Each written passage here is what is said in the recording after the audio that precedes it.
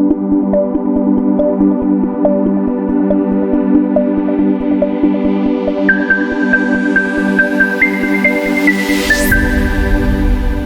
Students, pharmaceutical organic chemistry 3 जिसका subject code है BP401T जो कि बेस्ड है K2B pharma second year semester 4 के सिलेबस पर। इसका 29th लेक्चर्स में आप लोगों के लिए लेकर आया हूँ। अब तक के जो लेक्चर्स हैं उसमें आप लोगों ने लेक्चर 1 से 20 तक यूनिट 1 एंड यूनिट 2 में स्टीरियो आइसोमेरिज्म, ज्योमेट्रिकल आइसोमेरिज्म और कन्फर्मेशनल आइसोमेरिज्म के बारे में पढ़ा। और यूनिट 3 में हम लोग स्टडी कर रहे हैं हेट्रोसाइक्लिक कंपाउंड के बारे में, जिसमें अभी तक आप लोगों ने इसके nomenclature, classification, synthesis, reaction and medicinal use of pyrrole, furan और थायोफिन के बारे में स्टडी की। आज का जो लेक्चर्स 29 है इसमें हम लोग डिस्कस करेंगे relative aromaticity of pyrrole, furan और थायोफिन की। जो एरोमेटिसिटी है उसको हम लोग कंपेयर करके देखेंगे। तो pyrrole, furan and thiophene are pentacyclic aromatic heterocyclic compound with a similar structure except heteroatom. तो पायरॉल, फ्यूरॉन और थायोफिन जो है पेंटासाइक्लिक एरोमेटिक हेट्रोसाइक्लिक कंपाउंड हैं जो हेट्रोएटम को छोड़ के बाकी उसमें सेम प्रॉपर्टी होती है। Pyrrole has a lone pair and one NH bond instead of two lone pair of electrons as in furan and thiophene. जो पायरॉल होता है इसके पास लोन पे इलेक्ट्रॉन होता है, one NH bond instead of two lone pair of electron.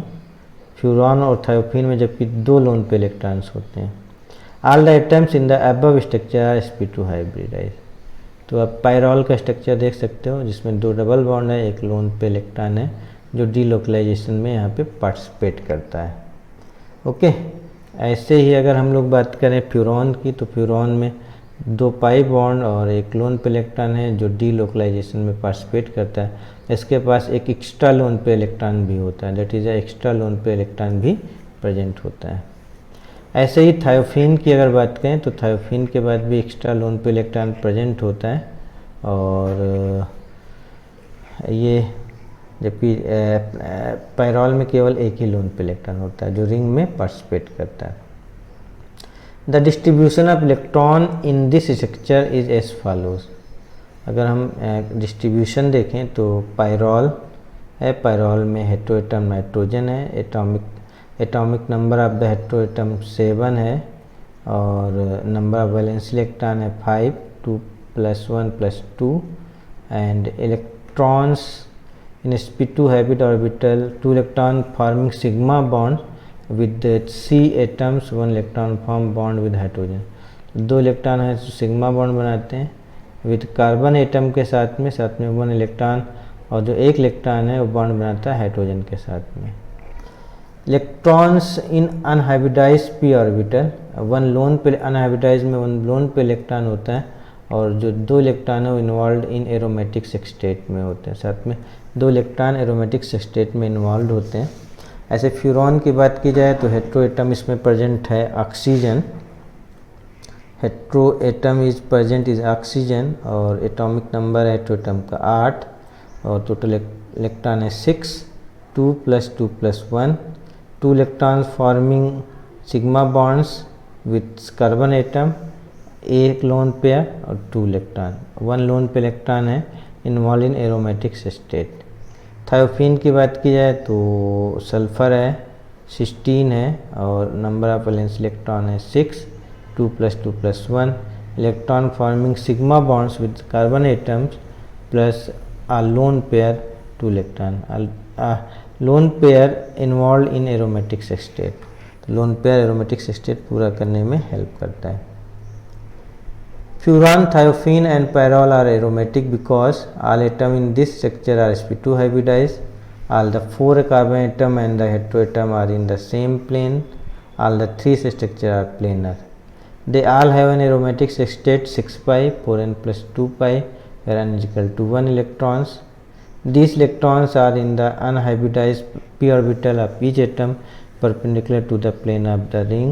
The double bonds and the lone pair involved in the sextate are in conjugation। तो double bond conjugation होने चाहिए, loan pair electron भी conjugation में होना चाहिए। Similarly, resonating structure can be written for pyrrole, furan and thiophene. The only difference is that the NH will be replaced by oxygen and sulfur respectively. इसमें आपको पता है NH will replace by oxygen sulfur respectively है. Also, the electronegativity of sulfur and oxygen is more than nitrogen. Thus, the resonating structure with positive charge on heteroatom will make smaller contribution to the overall structure of this compound. तो यहाँ पे आप देख सकते हो इसके resonating structure बने हुए हैं. रिजोनेंस है विथ फ्यूरॉन्स जिसमें प्लस चार्ज है. पहले आपने सिंपल रिजोनेटिंग स्ट्रक्चर देखे, यहाँ पे रिजोनेटिंग स्ट्रक्चर्स हैं.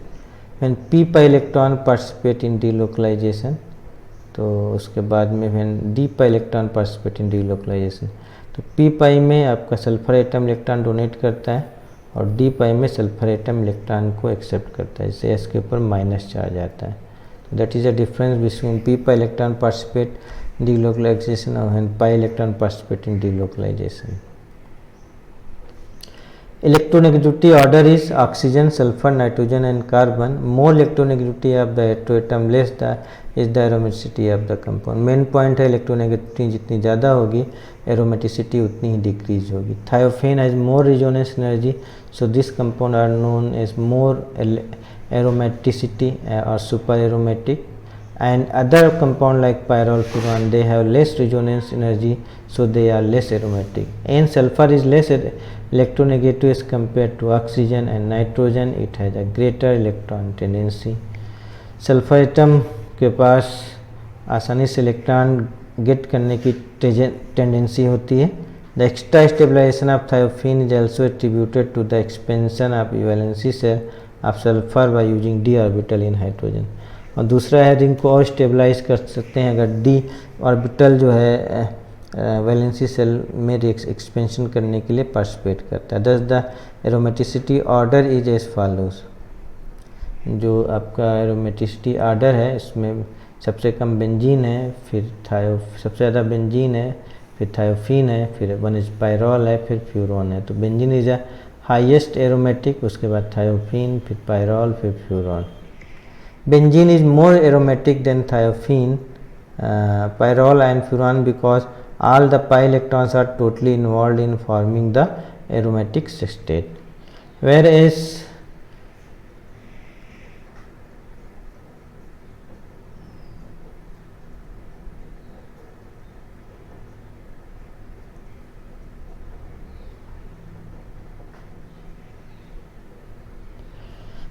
in other molecules, the heteroatoms being more electronegative than carbon, they pull the electron cloud to themselves, thus there is an uneven charge distribution.